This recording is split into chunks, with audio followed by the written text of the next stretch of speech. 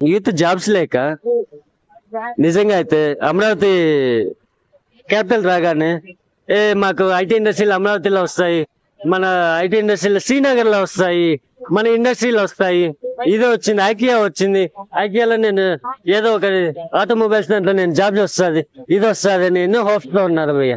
వాళ్ళ తల్లిదండ్రులు కూడా ఎంతో హోప్స్ లో ఉన్నారు. మనోడు మనల్ని ఇడిచిపెట్టేసి పక్క రాష్ట్రాలకు వెళ్తున్నాడు జాబ్ చేయడానికి, మనకి చాలా దూరంగా ఉన్నాడు, ఇక్కడ ఎక్కడో దూరంగా ఉన్నాడు, సంవత్సరానికి 2-3 సార్లు వస్తున్నాడు. మనల్ని మన దగ్గరుండి చూసుకునే కొడుకు కూడా దూరంగా జాబ్ చేస్తున్నాడు అనుకునే వాళ్ళు కూడా అమరావతి క్యాపిటల్ అనౌన్స్ చేసిన తర్వాత ఇన్ని సాఫ్ట్వేర్ ఇండస్ట్రీలు వస్తాయి, ఈ ఇండస్ట్రీలు వస్తాయి, ఆ ఇండస్ట్రీలు వస్తాయి, మీ కొడుకు జాబ్ ఇక్కడే ఇస్తామని హోప్స్ క్రియేట్ చేసినాక తల్లిదండ్రులు ఎంత సంతోషించారో ఊహకంది నిజంలో సంతోషించారు భయ్య.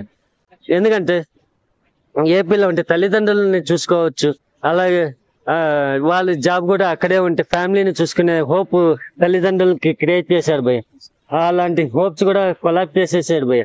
హోప్స్ నాట్ ఈవెన్ ఫ్యామిలీకే కాదు భయ్య, నాకు ఇంకా ఉద్యోగం రాదు అన్నట్లు కూడా, అంటే యూత్ కూడా ఆ విధంగా క్రియేట్ చేసి పడేశాడు భయ్య. నాకు అంటే ఏపీలో ఉంటే మేము బతకలేము, నాకు ఉద్యోగం రాదు, మా ఫ్యామిలీ ఏపీలో ఉంటే బతకలేదు, ఇక్కడ ఏదో వచ్చి దుర్జనాలు అరాచకాలకు పాల్పడిపోతారు అంటే పల్లెల్లో అంటే మన సామాన్య ప్రజలు పల్లె జీవితాలు ఎక్కువ ఉంటాయి భయ్య.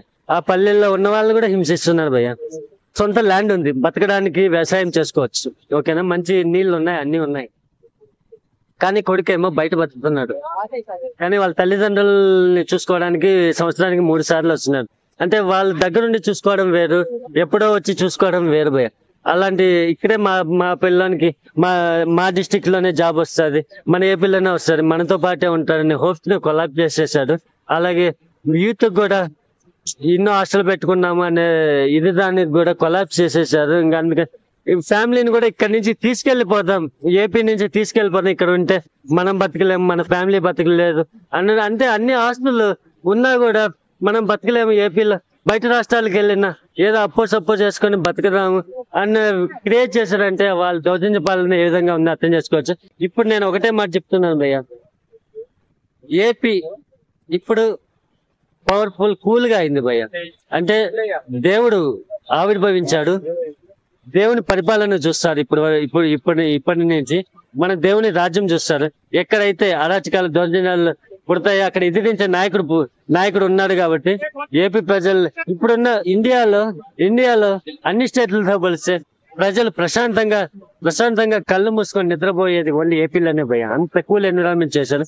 ఇప్పుడు డిప్యూటీ సీఎం ఒక ట్రెండ్ సెట్టర్ క్రియేట్ చేస్తున్నారు. అంటే